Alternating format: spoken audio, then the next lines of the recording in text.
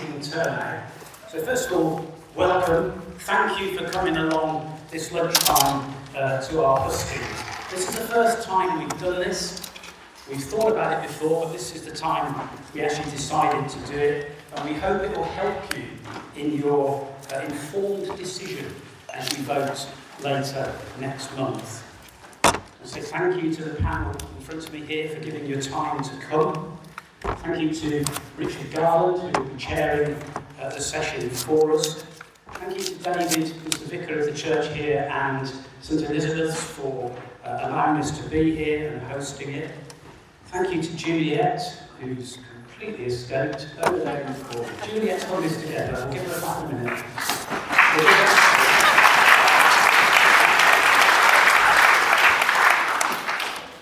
And you've all enjoyed a bit of pizza from Rustico, and that was provided by Don McPhee. So we thank you to all of those people for all they've done. Let's give all of those a clap and thank you.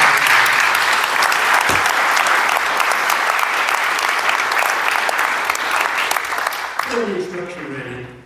I don't know whether you know this, but for the past 2 years, Eastbourne Food Bank has provided 280,000 meals into Eastbourne each year.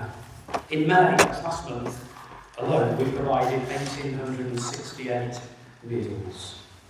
So the effects of the cost of living are pushing too many people in our town into poverty. And we believe this should be a big issue for each of our candidates at this election.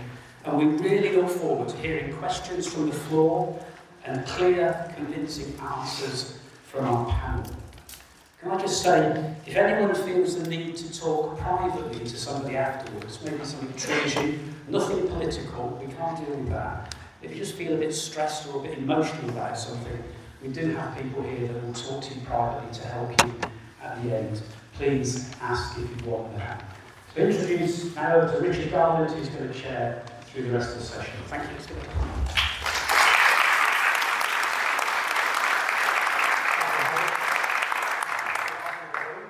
And welcome to this amazing, sunny, for the moment cool space. Too close to the mic. I've heard that before. Right, it's great to see you all here today. And thank you for inviting me. My name is Richard Garland.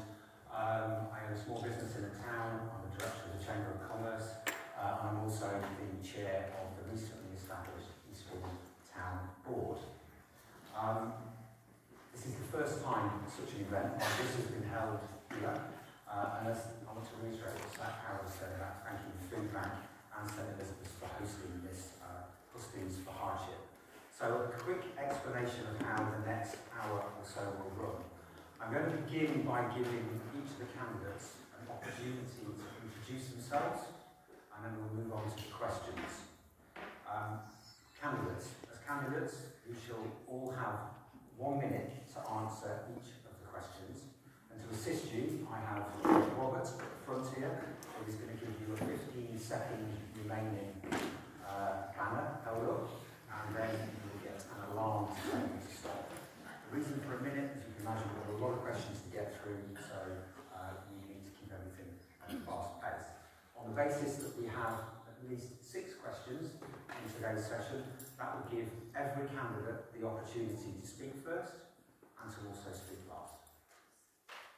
Eastbourne Food Bank has been out in its food bank satellite and out in the town centre collecting questions from the public. And the audience here as well today have gathered earlier to propose some additional questions, and I think these have been collected up, and if we get some time at the end, we'll also include those.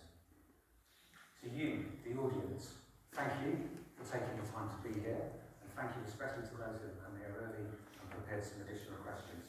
We simply won't have time to get through them all. We will try our best, but we regret in advance if we don't get to your specific question. We will endeavour to cover as many issues relating to hardship as possible. So thank you for your understanding in advance. In terms of housekeeping, there are the usual few things to run through before we start. In the event of an emergency, please follow the instructions of the food bank and church staff as you make your way to the nearest fire exit. And these are also the room that you came in, also the door that you came in through as well. So, we recognise the individual and community significance of these hustings, and we all want to be in a better position when we leave, to feel better informed, to make a positive choice on the 4th of July. And to do this today, we do need to lay down some small ground rules. Please, try not to speak over one another, be polite, be constructive and respectful to each other and the candidates. And let's ensure that this is a fair debate. So please help me and the staff by following our lead. Dignity and compassion are at the heart of Eastbourne Food Bank's values. And so let's make sure we maintain those values today. This event is not party political, it is impartial, and we want to hear from all the candidates equally. Right, so, general housekeeping out of the way, let's move on to hearing from our 6 candidates. So to you, our parliamentary candidates for Eastbourne, we would like you to begin by introducing yourselves, your party, and explain how you will improve the lives of Eastbourne residents who need to use the food bank. I'm going to give everybody 2 minutes each to open the hustings, and for this round we're going to start, we're going to go in alphabetical order. So if I can start with Caroline Ansell, Conservative. Thank you very much.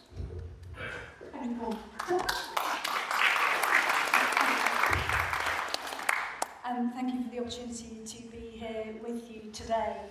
When I put myself forward for Parliament, my DNA, if you will, the banner under which I campaigned was no one left behind. And that's my heart to this day. As the Member of Parliament for Eastbourne these last years, I've worked on the all-party parliamentary group for the Trussell Trust, who sit behind and underpin the food bank, and I've worked very closely with them on policy. I've worked very closely on carers leave. You may recall how important I found the question of food when, back in the day, I had to resign my government role over free school meals, because it was important to me that every provision was made for the families and the children that I represented. How will I work for those who find themselves in this position? Well, there are 2 really key aspects here. One is around our local economy and making sure that there are good opportunities for building skills and employment, and secondly, affordable housing. So on those 2 measures, I've worked very closely with businesses and colleges to open up opportunities. I've worked very closely with the Department for Work and Pensions for kickstarters, for our young people to have their first job and their first opportunity in the world of work. I've worked very closely on hospitality, because 1 in 4 jobs in our town relies on that, but it is still hauntingly seasonal, part-time and insecure work. So there's more to do on that. I've worked to secure the taper and the uplift in government to make sure that benefits more closely allied to inflation, and also on childcare, which is again one of the very important costs associated with the cost of living. Thank you. Thank you, Carol.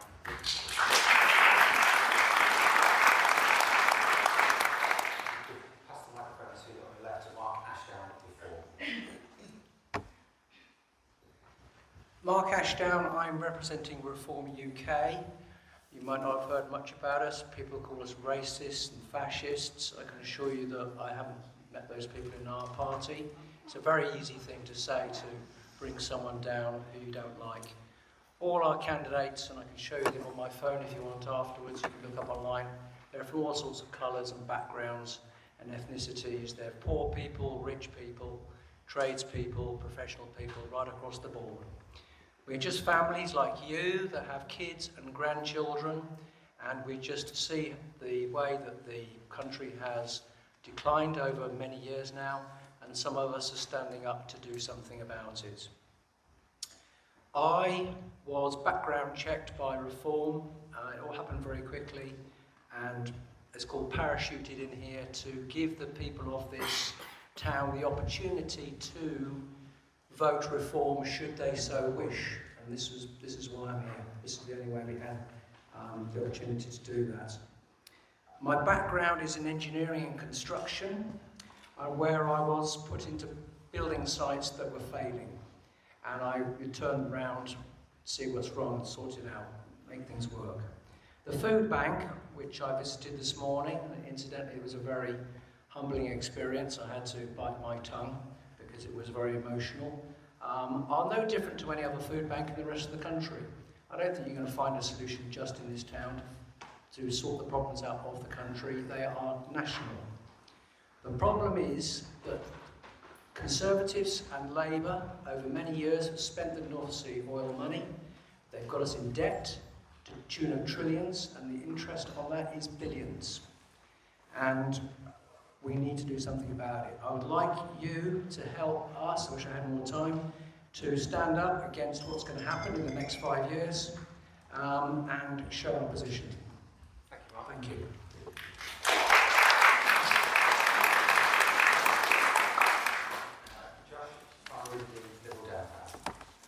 Well, thanks so much for hosting this. And my name's Josh, and I can also confirm that I'm not a racist. I'm an Eastbourne boy, born and bred. In fact, I went to school just down the road at Cavendish, and I've been able to go and do and utilise a lot of the opportunities that our town has given me, despite some really tough patches in my childhood. We know the meaning of hardship in my family. When I was a kid, I was one of those who's turned up on the first day without a school jumper because we couldn't afford it in time. I was the kid who dreaded going or getting invites to birthday parties because while everybody else could afford nice presents for the people celebrating, we went to pound stretcher and I gave embarrassingly presents to my friends in that way. And later in life, I was a man who signed on to JSA in a system that made me feel this small. So for me, resolving hardship, alleviating poverty is very, very personal. And that's why I sought to, in my life, address it. In this very room, in fact, a few years ago when we had the hoo-ha around free school meals, I came in along with a bunch of volunteers to distribute free school meals that were put together by the food bank and by this church to local residents, particularly Royal Sussex Crescent, Cavalry Crescent, etc. People weren't coming in to this room because they didn't feel they had the dignity. So I brought up the idea of taking it out to people. When I was a councillor, I led the process to declare a cost of living emergency, unlocking £250,000 for our town. The first thing I did was I called Howard from the food bank to tell him that we were going to give him £20,000 to support 1,000 families with their meals. I'll speak a little bit more about what the Liberal Democrats are hoping to do in future when it comes to the questions, but I'm local, I care, and I roll up my sleeves to get stuff done. Thank you.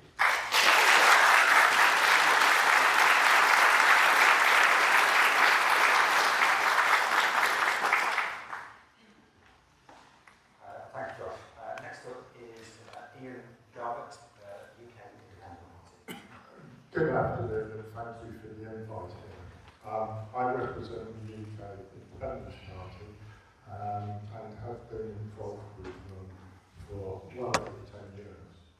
I'm like my colleague from Reform, want to say I am not a racist. And unfortunately, we have been, party branded racists, although that is totally untrue. One of the things we believe in is that it is a national disgrace that in the 21st century, in this country, which we are supposed to be one of the rich nations of the world, that the need for food banks is growing and growing daily. And I just think that this has to be addressed nationally as well as locally.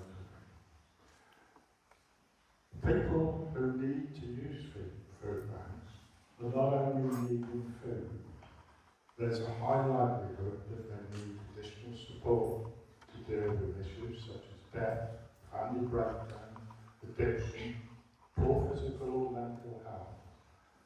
Many will need employment or legal advice. And our policy, therefore, is to contribute to the work done by all food banks and develop them into community advice centres for those most in need. We would train and fund the cost of 2,500 advisors to work in 2,500 food banks for the poorest in society to have free and easy access to timely help in their hour of need. Thank you.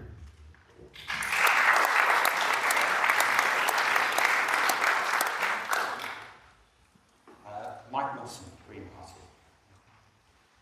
You've done the introduction for me. Hi, I'm Mike Wilson and I'm standing for the Green Party. My background includes many years of working in the NHS and in mental health charities, in community support services, where I have helped people solve their problems with disability assessments and claiming PIP, with emergency payments, benefit sanctions, rescheduling debt, and with rent problems and eviction. Austerity and public spending cuts caused these problems. They were introduced by Labour and they were made worse by the coalition. I will oppose any and all cuts to public services. 10% of households in the UK own 43% of the wealth, while nurses are accessing food banks. The Green Party will tax wealth and pollution fairly and provide a massive injection of money into the NHS and social care. Real wages have stayed the same for many years, but minimum wages have fallen behind and they're not enough to live on, and neither is universal credit. I am campaigning to increase the minimum wage to £15 per hour and add £40 a month to universal credit. The benefit system, which I've also accessed, needs to be fair. The Green Party will abolish the bedroom tax and the two-child cap and increase disability benefits and carers allowances. Families need more help. We need to create Sure Start centres to provide preschool daytime care, and free school meals will be provided in education and reintroduce school nurses and counsellors. Thank you.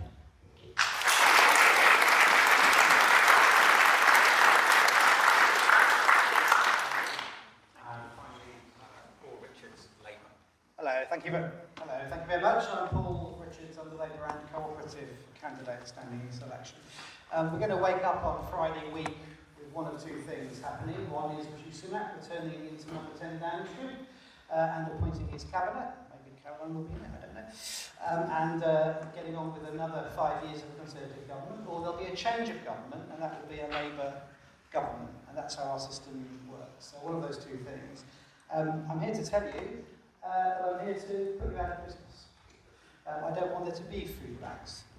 And in 2010, there were virtually no food banks. That was not part of our local scene at all. They have grown exponentially in those 14 years. And they've grown not because there are more people in need or have made choices that have put them in that situation. They've grown because of government policy. First the coalition government, and then the Conservative governments brought in austerity, tore the heart out of our communities, changed to welfare system, the way people get work, the insecurity around work and so on has meant that increasing numbers year on year, as Trestle will tell you, are reliant on emergency food parcels. So our manifesto says very clearly, we want to end mass dependence on emergency food parcels because they are a moral scar on society. How do you achieve that? You get growth in the economy. How do you achieve that? You have a social security system that helps people all kinds of things from mental health to getting back into work. How do you generate growth? When you invest, you use the awesome power of the state to actually create jobs, to help businesses, to revive the high street, to put that money back into our local communities. Because politics is about choices, and a moral basis of our politics should be that there should be no poverty, and that we should have a system that allows people to have dignity and work. And so when I say vote Labour, I'm saying that so that in 5 or 10 years' time, we don't have to be here in a food bank, because food banks won't exist. Thank you.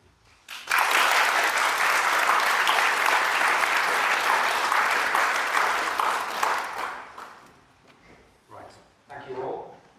So we're going to move swiftly to the questions. Please remember the timing rule, 1 minute. I acknowledge it's quite a challenge.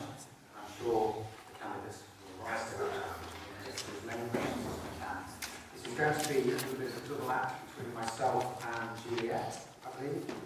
So I will start with the first question, which was collected earlier on social housing. With the lack of council housing and private rents becoming more and more expensive, what will you do to make sure there is more affordable homes in Eastbourne? So we're going to start on my left, just because that's right, so we're going to start with Ian Garbutt. Thank you. A very important question. When I grew up, I was fortunate that within 2 years of leaving college, where I had been partially supported to get my degree by the British government, I could afford my own house. And that was the ambition of a lot of people. Today, very few children grow up and look forward to ever owning their own house. I have grandchildren. My oldest grandson is 33. He pays, he's married, no children, and he pays over £1,200 a month in rent. He cannot afford to ever save a deposit.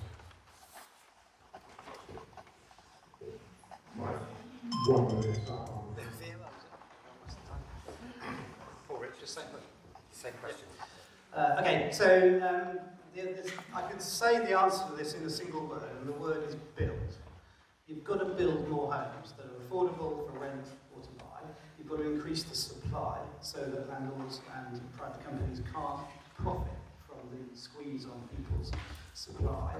And you need to protect renters in particular from no-fault evictions, for example, is something we're going to abolish, and the people here probably facing that threat. We're going to empower people to challenge unfair rent hikes, which is something that drives people into poverty. We're going to end the scandal of leasehold charges, where somebody has to pay hundreds of pounds more than they thought they were going to.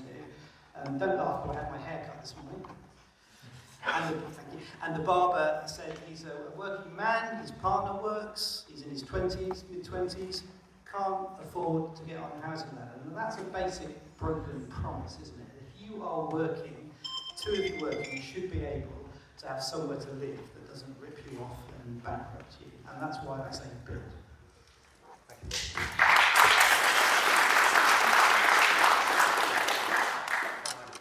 And I also say build. I'm sure there'll be something of a theme. I want to take you on a quick tour of our town. My first home was a flat in Gore Park Road, not far from here. I was a newly qualified teacher. It cost £22,000. Who wouldn't wonder at having a property that was just twice your salary? Starting salary was £10,000. There are serious opportunities in our town that we have not materialised. Bedford Well Road. We should have had already 300 affordable new homes on Bedford Well. There was money from the government years ago to make safe the land because it was the old waterworks. That project absolutely needs to be expedited. The same at the Magistrates Court. It's another council-owned site. All of these brownfield sites, Debenhams, TJ Hughes, all of these sites are hugely important. We could have 1,000 new homes in our town simply on those sites, whether they're owned by the council. If the council can't develop them, they should sell. There was an affordable developer waiting in the wings for Bedford Well Road. 300 homes.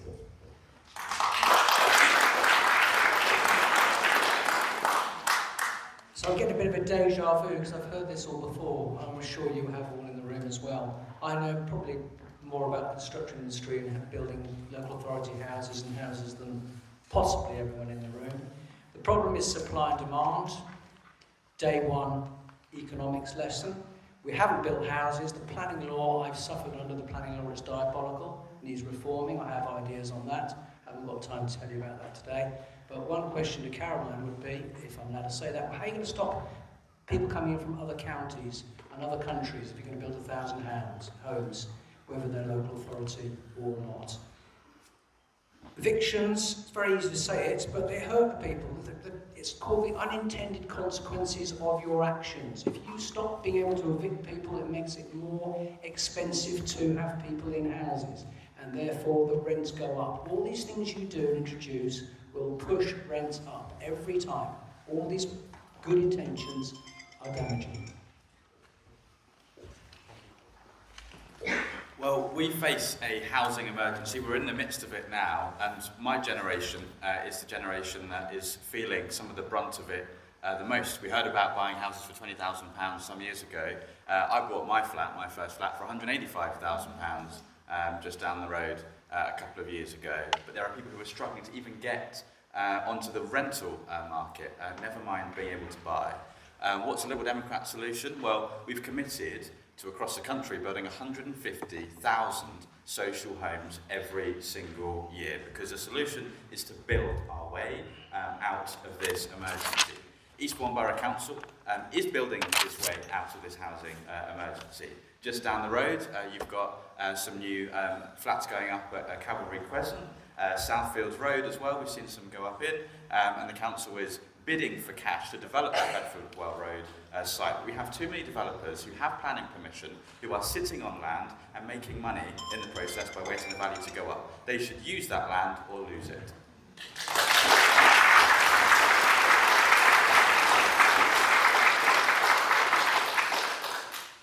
The Green Party has a policy called Right Homes in the Right Place at the Right Time.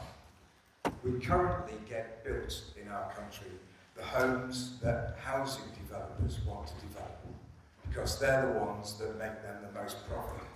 What we really need in this country are two-bedroom places. There's been planning development that's gone through Eastbourne Borough Council, and we've ended up with 4-bedroom detached places. These are not the kind of things we want built. What we need is to change the planning laws so that local authorities can specify what is needed in their area. We too will build 150,000 new homes. We will end the right to buy, and also that will keep the social housing stock in social housing. Thank you.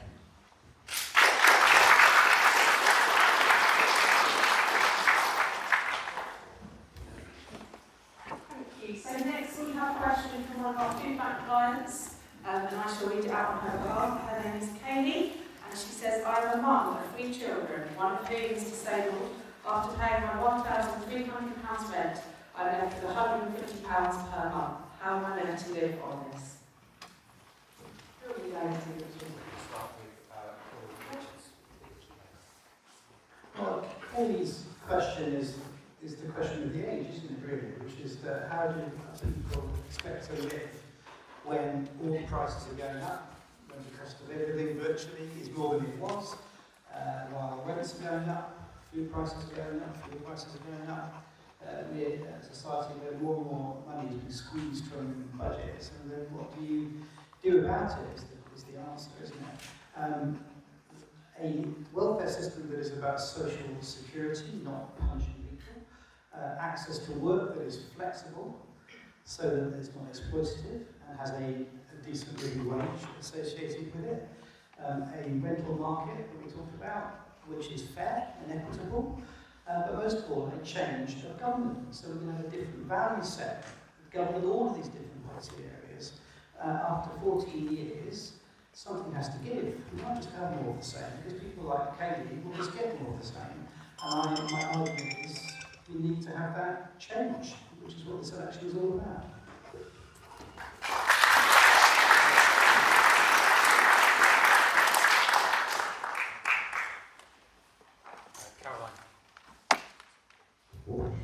Thank you. And I too obviously recognise for Kaylee how tough things have been, and particularly when you're raising children, if you're raising children on your own, particularly with a child with a disability.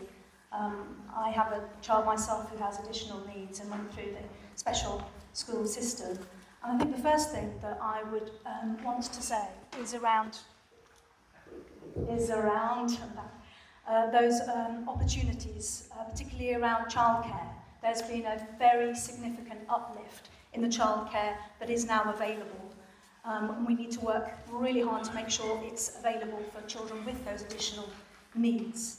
It also might mean then for Kaylee, she can consider, perhaps for the first time, looking at her previous work, perhaps before she had children, to find her way back into the employment market. We are really encouraging now employers to be disability confident, to extend to carers leave, to recognise all the challenges. Someone like Kaylee will have all sorts of talents to bring so that she can find fulfilment too, if that is a good way forward for her.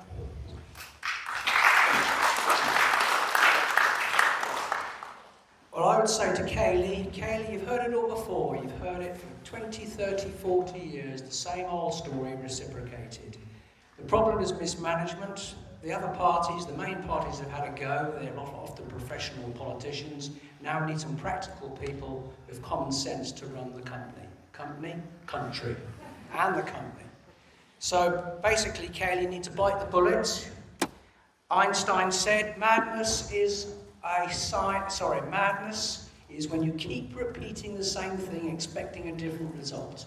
So if you keep repeating your same thing and voting for the Lib Dems or Labour, don't come to me saying why haven't things changed, because I'm telling you now you will get the same result. Thank you.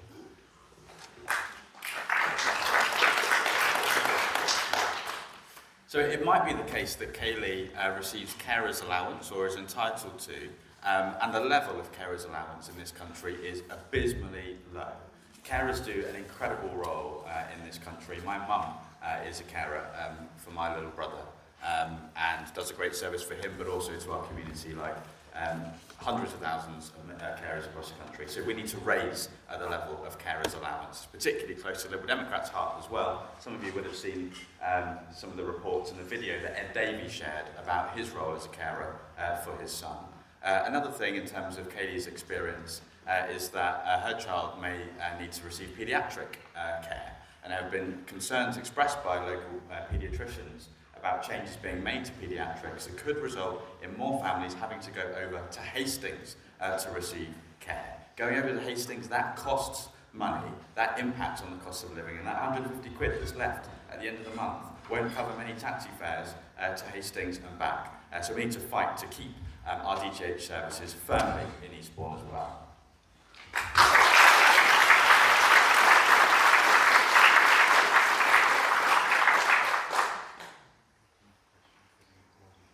Would you mind repeating the question, please, for the audience? Just the audience might show that's all we get. No problem.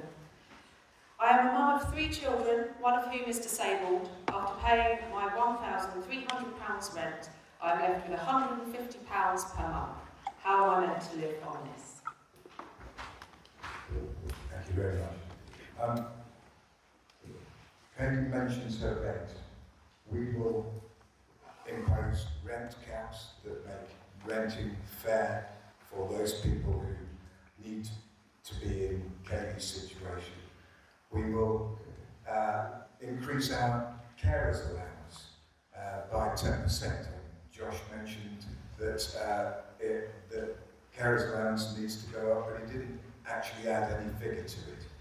We need to be funding these from somewhere, and there's very little taxation in any of the other parties' main budgeting. We have plans to solve the social problems that Kaylee is experiencing, and we will tax those who are in the top wealthiest people in the country to do so.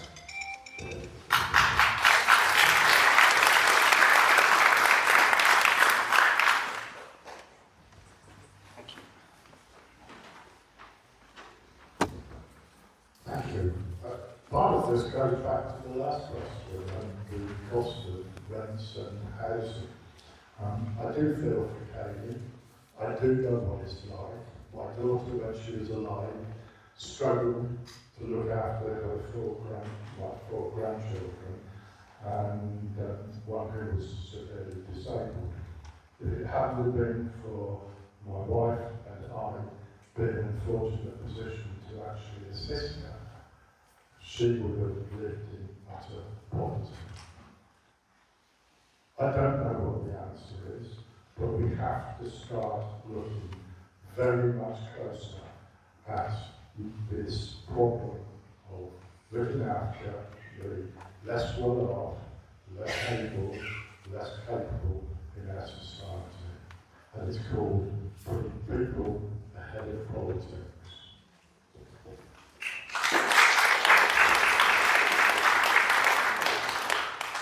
So the next question is into private landlords. So the context around this is we have to move, but we cannot find anywhere else to rent, even though we can afford it, because we need a guarantor. The council has told us they will have to wait until we are homeless to help, and that will place pressure on very costly emergency and temporary accommodation for us and our children. The question, how will your policies support people and families to better access the private rental market and stay in it? I'm going to start with Caroline. Thank you. I think the root of the problem is there simply aren't enough rental properties in Eastbourne. There isn't the choice, there isn't the capacity. And when we last looked at the rental situation, we made a call to agents everywhere. And one of the biggest agents in our town had 4 properties, 4, none of which married up to the need as presented. So the major innovation we need to see is more building, and it's social housing, and also opening up, yes, the whole market. Some of the measures that we've brought in look to restack the deck, if you will, to protect tenants, because there are tenants who have faithfully paid for years and years and years and invested very often in their property, they're rooted in their community, and through no sort of fault they have been evicted, and as you described, the situation with the council means that the council won't step in until they're in that very perilous situation. So there are support measures available, but it is far, far too difficult for people to access the property that they need in the private as well as home ownership.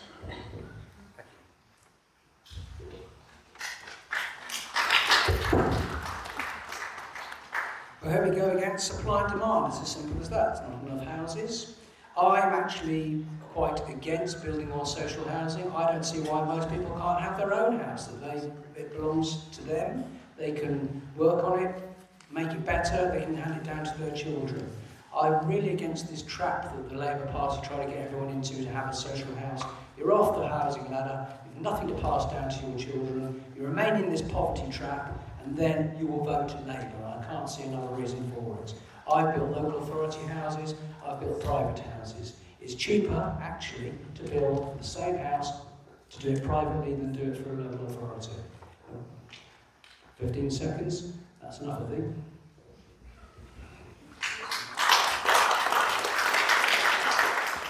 So the question was about how do we support folks into the private rented sector.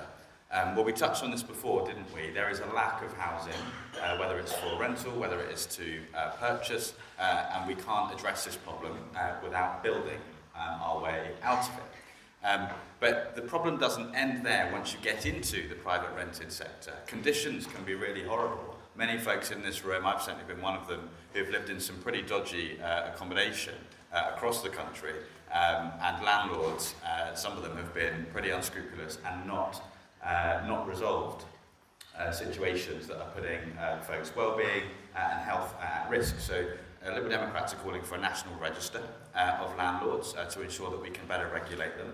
We're also calling for default tenancies to be for 3 years so that families can have some security in their tenure. And thirdly is campaigning on a ban on no-fault evictions, which can be grossly unfair and create even more uncertainty for renters.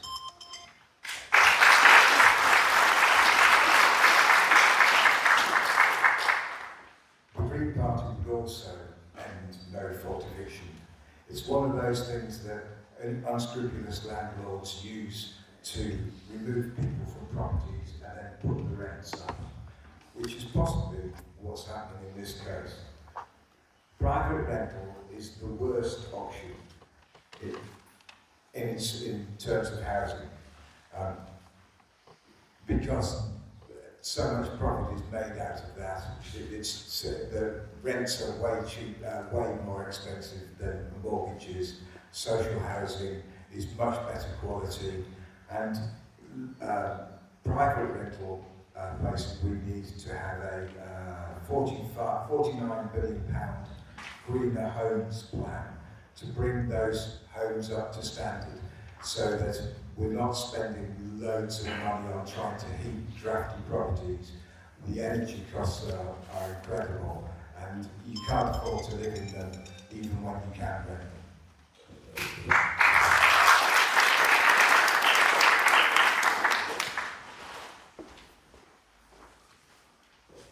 It does come back to supply and demand, and councils are now spending, in fact, in 2023, councils spent £1.6 billion on temporary accommodation. Very good, but that money needs to be spent on providing proper housing to give those families long-term, affordable housing.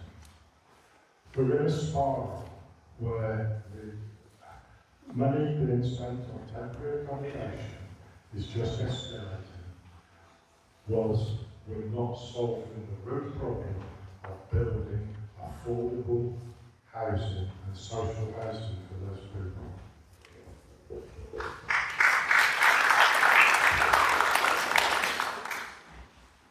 And it does just come up again and again and again, doesn't it? You're knocking on doors and talking to people and chatting in the street. This whole inequity of a broken market comes up again, and the personal consequences and casualties of that. I said earlier, build, but it needs to be the right kind of building in the right kind of places too. So when Aaron Bennett was the housing minister, his vision was mixed communities, different sizes, homes. The doctor would live next door to the agricultural labourer, to the man who works on the railway, different jobs, different communities, not enclaves, not gated communities, not those flats that seem to be putting up everywhere, and then, who knows who owns them, they're often empty, they're just investments. I don't want to see that happen to Devils. I don't want to see that happen to TJ Hughes. You could be really imaginative in the town centre with some homes of different size and different use, particularly cooperative housing, particularly social housing, so that everyone can live together in a community. That's what we need to get to, I think.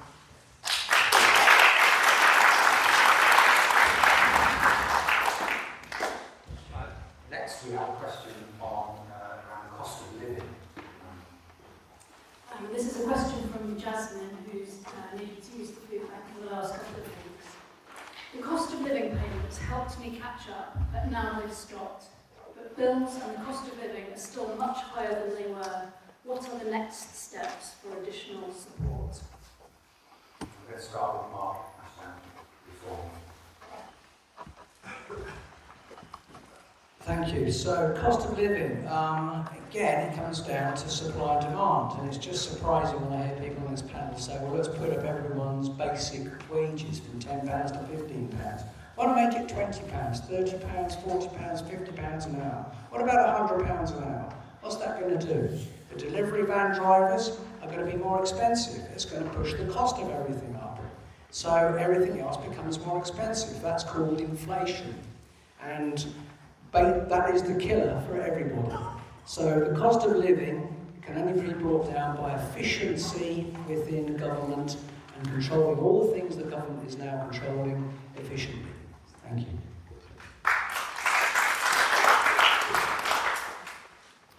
So the question was on what is the plan next in the absence of these cost of living payments. Well, there are many folks on universal credit who are finding that their £91 a week is not covering their essentials. And so what I'm calling for, what Liberal Democrats are calling for, is an uplift in universal credit in line with the Trussell Trust's Essentials Guarantee, so that the benefits that we're offering cover what it is to live in the UK at the moment. Secondly, who's going to pay for that? Well, you have the likes of British Gas or Centrica that own them. They made a profit of about £750 million last year, having made £73 million the year before. We should extend the windfall tax, take more of their profits that they didn't expect to make, and use that to help cover the cost of living for those in our country who are struggling. And in terms of your point, raising minimum wage from £10, it's actually currently at £11.44 and ought to be uprated with inflation. Otherwise, we push more people into poverty, spend more money on the social security system, which is something that I don't think that you would want, nor anybody in this room. Depends on your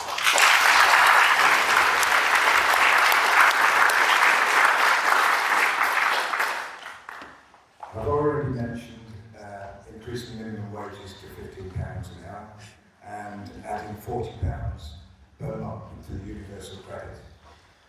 And Josh is right, we do need to pay for these things. And the amount of tax raising in the budgets of all the other people's manifestos is minimal.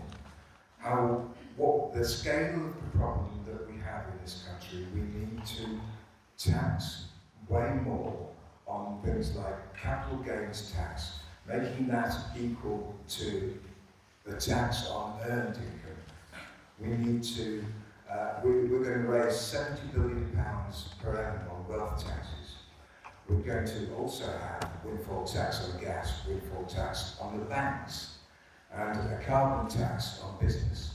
Because unless we start charging for the destruction in the climate that has been done to this country, there won't be any economy.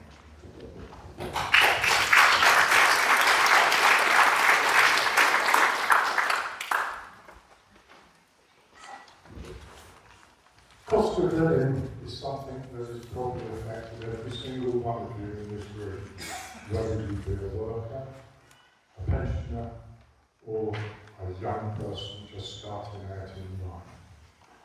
Inflation has been one of the biggest causes of this problem. And unfortunately, simply raising the minimum wage to £15 really will mean that employers will put up their summer price of goods to pay for it, and that will in itself create more inflation. We need to rethink this, and we need to actually start taxing the big multinational companies who pay little or no tax in this country, such as the water companies. Thank you.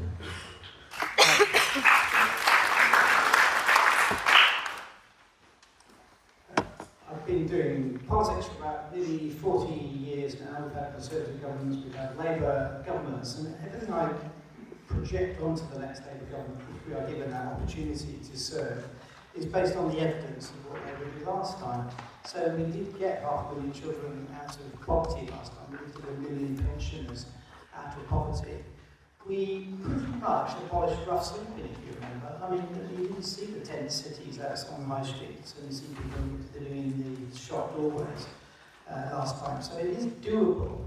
It's not unicorns and, just nonsense. It's a government rooted in evidence of what works. And for people like Jasmine facing the cost of living crisis, it's about reordering the economy so that there are opportunities and that there is growth in the economy, and so that we can spread some of that growth around and redistribute it so that people have all kinds of ways to enjoy life. Even just simple things like free breakfast clubs that Labour will bring in will be a help, but the biggest issue will be growth, and that's what we're offering in the election.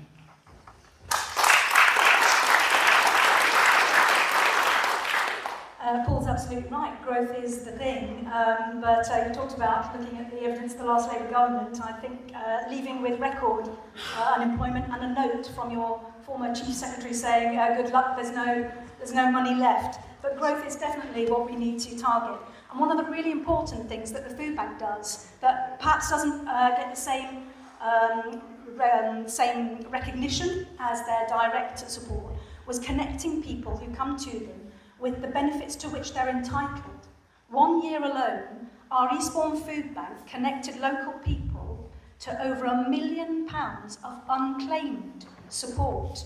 The support is there. Do we need to make it more streamlined, easier to access? Quite possibly, if people are going without in that way. The same with pension credit, which is a gateway benefit. If we can connect people to the support to which they're entitled, we can dramatically improve their situation. And pension credit, most particularly, can be up to £3,000 per household.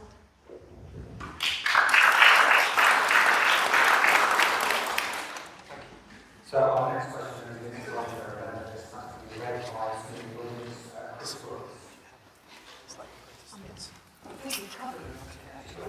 I understand that some parties are promising to reduce taxes and pay for it by cutting the benefit bill. What would you do?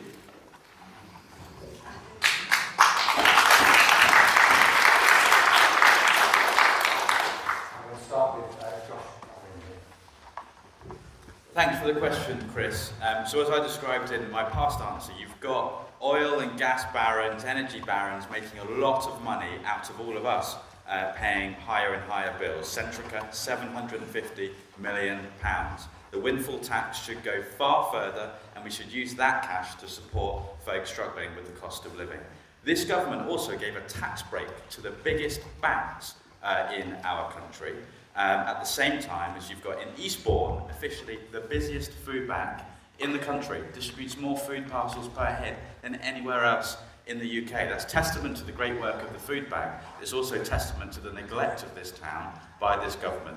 Those banks should not get that tax cut. Instead, it should be the wallets, the pockets, the bank balances, the lives of ordinary people on the ground here in Eastbourne that should benefit from that cash, not those fat cats.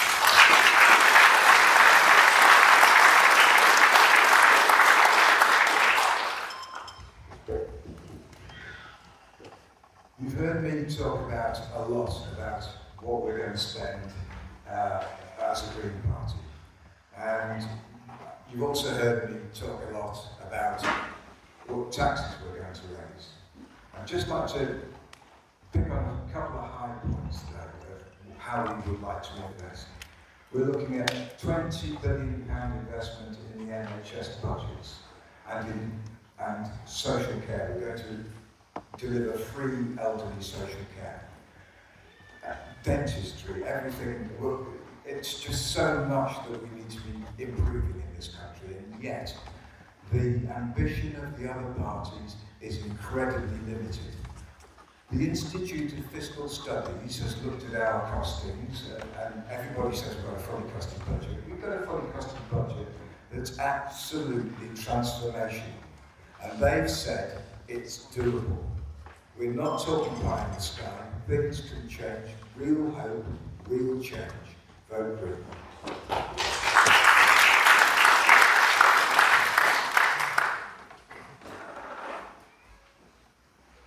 Unfortunately, I don't think this country is in a position at this moment to cut taxes. The Institute of Fiscal Studies have looked at the major policies of both the Tories and the Labour Party and have come to the conclusion that their policies are unfunded. They're unfundable. We do need to look very closely at the rich and maybe taxing the rich, the billionaires, the billionaires, the multinational companies that exist in this country. There are quite a few examples of multinational companies operating in this country who make profits but pay no or very little tax to us. Amazon, the water companies, Southern Water, Thames Water. We need to look at that situation much more closely. Thank you.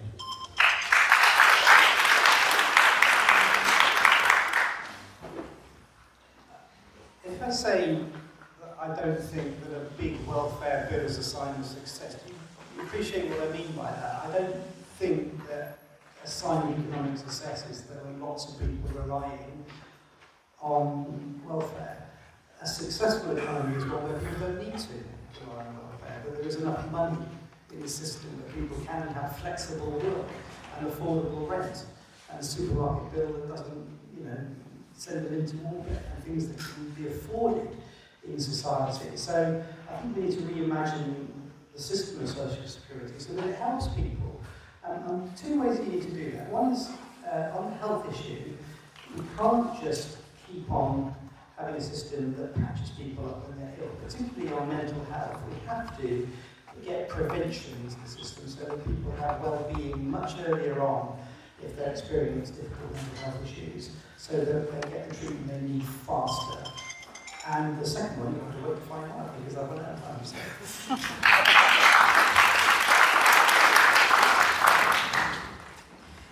I think to really speak to the question, which was around the number of people who are currently receiving welfare, there's one particular group I would like to address, and I think the person who shared their story with me is in the room today. And they described how on a diagnosis of quite a serious condition, their work simply let them go, and they never recovered their working life. And it is understood and it's believed that there's a whole group of people for whom that has applied. So we mustn't ever write people off. So if there is a chance that we can help people to build a bridge from the social security provision to a reimagined workplace where people can be supported, there can be reasonable accommodations so that they can move back into the world of work, that's vitally important. But what is equally important is around that tax burden and around that support. And I'm really sorry that our local council continues to hold those families on the lowest income, continues to hold them responsible for council tax. Every other council in East Sussex has been able to make that change.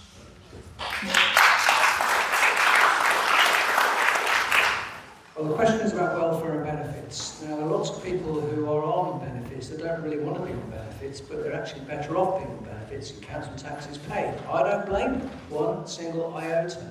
There's been a policy with the Labour and the Conservatives of actually keeping people on benefits and bringing people in from foreign countries to do the work. I speak to Amazon drivers. They show me on their phones, on their apps, how much they're getting paid. Now that's a choice for you. You might just want to keep it going like that way.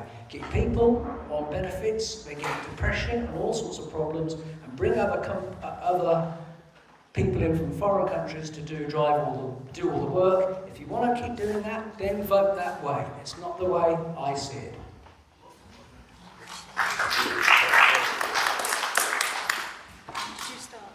I started, yeah.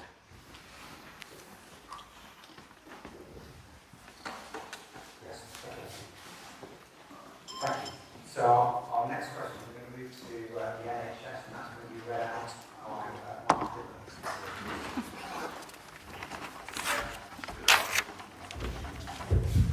Good afternoon, everyone. I'm from the charity East Sussex Hearing, and it's great to see democracy in action in Eastbourne today. My question for the panel on behalf of our charity and many others is this. The crisis in the NHS has seen more people forced to seek redress to their medical needs through the private sector. Whilst this may be a suitable solution for a minority, the vast majority cannot afford this luxury. Those relying on food banks and benefits the least. Many in extreme crisis have nowhere to turn except to help charities which receive negligible, if no, support from government. Is equal and equitable access to healthcare redundant? And if not, what is the solution?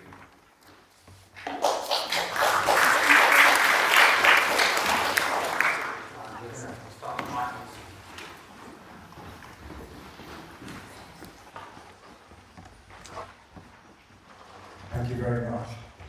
This question is one of the reasons why the Green Party is concentrating so much on massive investment in the NHS. We need to invest in the health of our people. That, in turn, will invest in the health of our economy. If we pay our nurses properly, we will keep nurses in the public sector, not working in the private sector. No company should be profiting from the ill health of the people in this country. And there is a gradual privatisation which is backed by governments successively because they don't want to have to raise taxes to pay for the delivery of the NHS which you own. It is being stolen from you. Don't let it happen.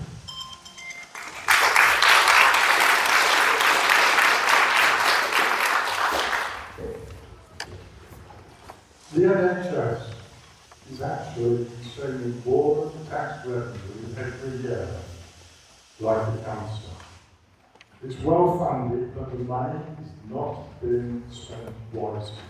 Too much of it is being wasted on managerial and administration, on excessive payments for daily drugs.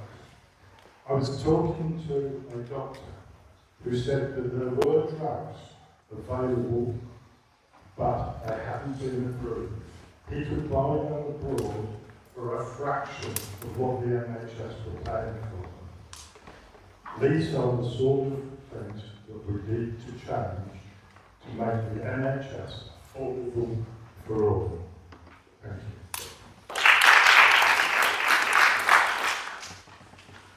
So I'm glad you raised the NHS because that was my second point I was about to come on to earlier. So that's very fortuitous.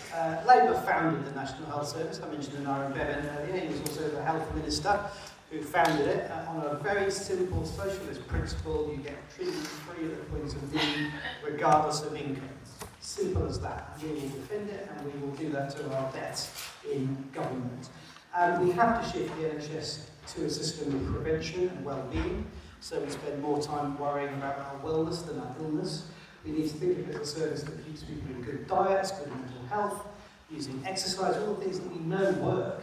And it's a shame that the Lib Dems and the Tories abolished Sure Start, for example, because that taught people all kinds of useful life skills to keep well, interaction, all those good community events that they held, good for mental well-being. And lastly, we must tackle health inequalities.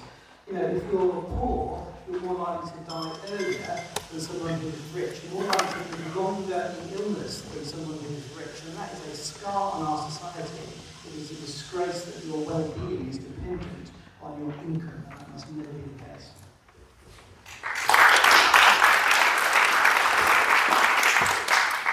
So although I'm a teacher and clearly education is very, very important to me, it was actually the NHS that took me into politics when my then little boy had a shock diagnosis of a life-threatening brain tumour. The only question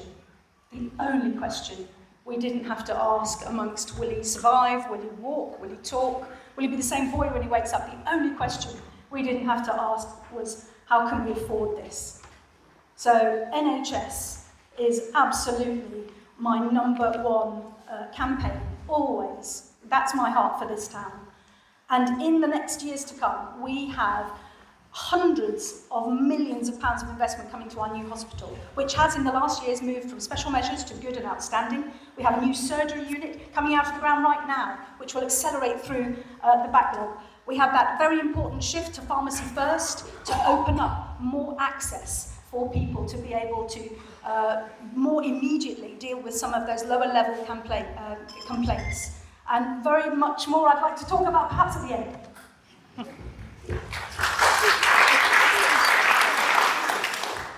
Well, I've just come from the NHS, the General Hospital, where my wife has been treated for a terminal illness, and I love the NHS. I know many doctors, I know many nurses. I've had many conversations about the NHS. There's a lot of inefficiency there, there's a lot of waste there, and it's not me just saying that, that's the doctors, nurses and staff. I have family members who work in the NHS, and they tell me the same thing. So what I would say, number one, unlike Labour typically, say let's chuck some money at it, let's tax the rich, but by the way the rich might just leave and go somewhere else, then you're not going to get a penny. But instead of chucking money at a problem, let's fix some of the issues inside the NHS first. I thought I was going to stop you there, but he hasn't. 10% of the budget is on diabetes. Let's have a look at tackling diabetes at cause, at the source. After the Second World War, I saw a documentary, there were 47 people in this country had diabetes. Now it's a £10 billion problem. Let's have a look at tackling some of the issues rather than just chuck somebody else's money at it.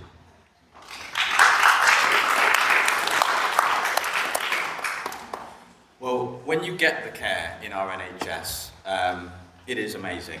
I was in our DGH a couple of months ago. I was horrendously ill. At the time, my future wasn't particularly clear. And it was a great work of doctors, nurses, healthcare assistants, housekeepers, and the rest that brought me back from the brink. But too many people experience too many hurdles in trying to get access to NHS care. Trying to get a GP appointment is worse than trying to get Glastonbury tickets. You call up at 8 AM in the morning and you're still 30th in the queue. I've heard stories, actually, the person who told me the story is in this room, of someone who set up a circle in their close that they live in, where they call an ambulance if they need it, but then they call their neighbours to take them to the hospital because that will be quicker than the ambulance. We, Liberal Democrats in our manifesto, haven't got time to explain it, are proposing an NHS rescue package which involves a mass recruitment, investment in recruitment of doctors, nurses, midwives, other healthcare professionals in order to get the capacity that we need to reduce waiting lists and create better access to care for those who need it.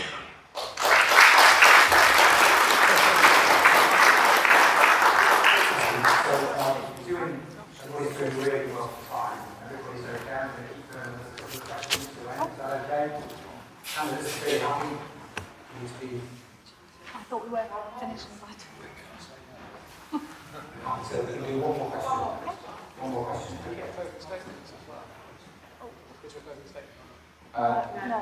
run out of time. This is your last word. And this is a question. This is a question from the floor today.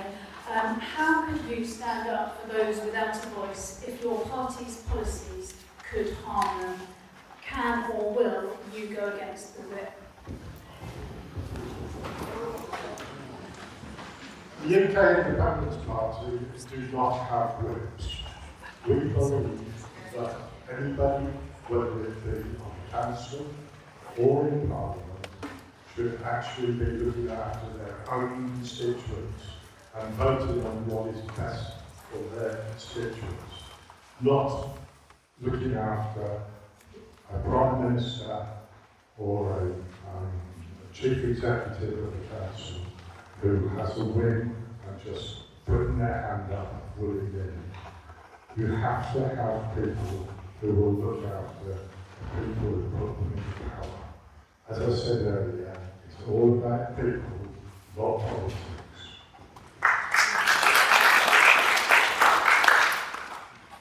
My first job was in Parliament in the early 1990s and worked as a special advisor in the Department of Health and Communities and Local Government and Cabinet Office, and I've worked with many ministers and shadow ministers over the years, and some of them felt the need to resign. Some of them resigned on principle, like Trident, or one resigned over the bombing in Syria. I've seen people do it and not even break the whip, but actually come off the front bench as a result. And I would like to think that in a similar situation I would consider that too. If the moral imperative was there, then yes, I don't know who the question is aimed at, actually, whether there's a pointed question or not, but I think in politics, sometimes I'm afraid that does happen. If this is our last word, I want to thank you all for coming. I'm a huge fan of democracy, and I think it's wonderful we can have these kind of public meetings, whether you're here because of crisis teachings, or whether you're here because you're interested in democracy, or just want to vote in the election next week. I just think it's brilliant that we can do this. It's a shame, I have to say, there aren't more of these. And finally, George Bernard Shaw said, the greatest of evils and the worst of crimes is poverty. And that's what heaven aims to end.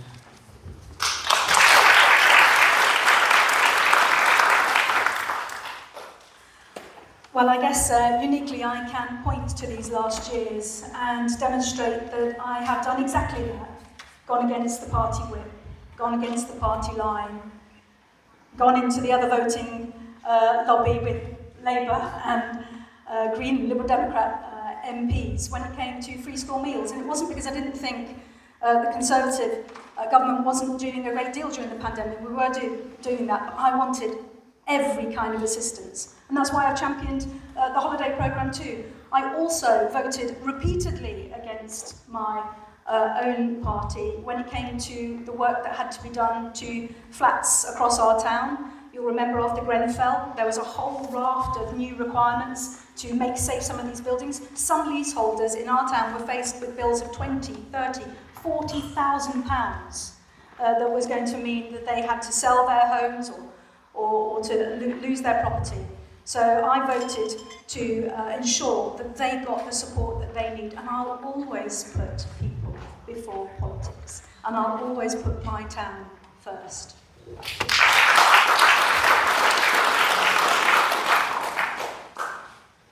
Well, it'll be nice to meet you in 5 years' time. We'll have the same conversations, and the same people are going to say the same things. I'll tell you that now. There's going to be 5 years of hardship coming, and there's only one way out of it. We need to get a beachhead into society and change what we've heard 1,000 times before from the regular parties. You all have minds. There's no point having a mind if you can't change your mind. You haven't had an opportunity to vote reform before, and I think you should really consider it. I'm sorry if I've raised my voice and got a bit anxious and a bit excited. It's just I feel very passionate about what I believe in, and no, I will not be whipped into anything. I have a moral compass where I will do what I think is best for the people.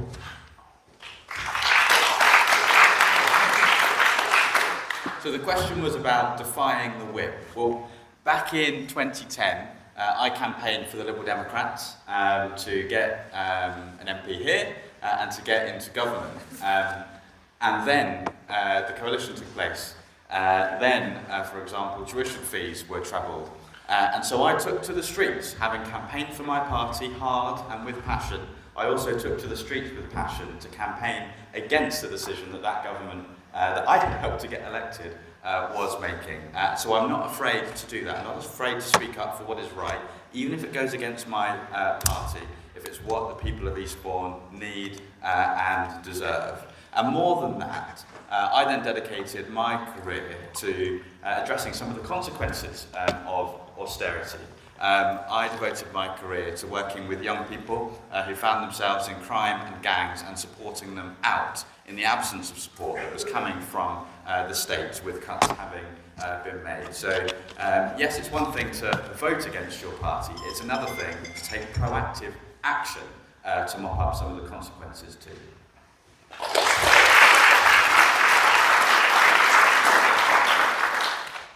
The question was about standing up for your own voice and standing up for Eastbourne. First of all, an MP who's elected needs to know what Eastbourne wants. And if you're voting on the basis of a keep X out, you have to vote X, then how can you get your views across based on the policies of any particular party that you may like, if you're having to vote out of fear? However, we're not in that situation now. We're in a situation where there has been a collapse of one particular party in the country, and this is pretty much a done deal here.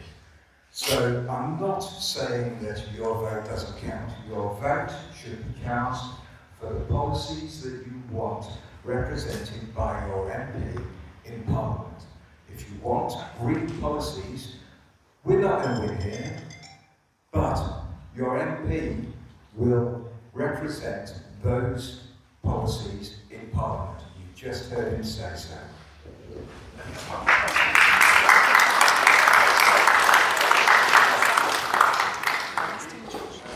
That brings us to the end of the questions. Thank you to the candidates for keeping time. Very appreciated. Robert, thank you for your support. St Elizabeth and the Food Bank staff, and especially to you all, the audience, for your insightful questions and for being respectful, for helping make this a smoothly running, successful event. I would in a moment like to hand over to the Reverend David Harrigan and his handing them to them if possible by working with the Food Bank. And the only person in the room I should have had a conversation about wardrobe. You look right. After David has spoken, you can all remain seated and we'll make sure that everyone gets to leave safely and quickly as possible, table by table. So thank you today, thank you for your cooperation. Thank you, Richard. And thank you to the candidates today. Thank you for making time to be here today. it was eye-opening as I listened to all of you, what responsibility you have. And regardless of whatever the outcome will be, I hope that you will do it with integrity as you represent the people, you know, of Eastbourne. I hope that's something that you can live by. I certainly wanted to ask questions about young people, particularly in our schools and those things, and we haven't got time for that. But you know where I live, or if you don't know where I live, I'm here most of the time, so you can find me anytime you want to do that. It made me also think how thankful I am to all of you for joining us today, and what a responsibility we all have in voting for the people who we want to represent us and in our town. I'm deeply convinced about justice and the responsibility of us all to be a part of our development for our community, and I think that we will play a massive part within that. As part of that, we'd like to close with a prayer. If you're someone of faith or no faith or any faith, I think at this particular time seeking some wisdom would be a good thing for us all. And so for us as Christians, seeking wisdom of God is one of those things. And this isn't a prayer to convince God to get the party that we want to be to get in, but this is a prayer that God would lead us to making the right decision that is best for all people within our nation. So if you'd like to join me in a prayer, that would be absolutely wonderful. I wrote this one especially for today, just for you all. God of all creation and goodness, we place our lives in the sovereignty of your hands. Grant to us your wisdom as we seek the future together, a world that we live in that feels less safe and less uncertain than perhaps the one we once knew.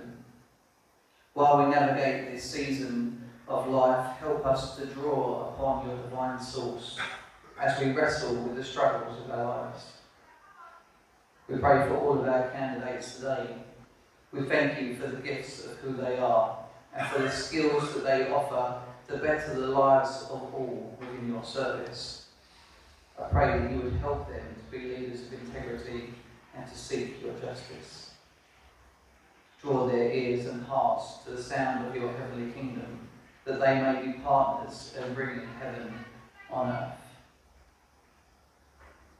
And for the rest of us who are uncertain of the future, of what it might hold for us and what it might be, for all the disappointments and angers of what has been and what might be, in our anger and frustration, the sense of the desire for power that trumps the love of our neighbours.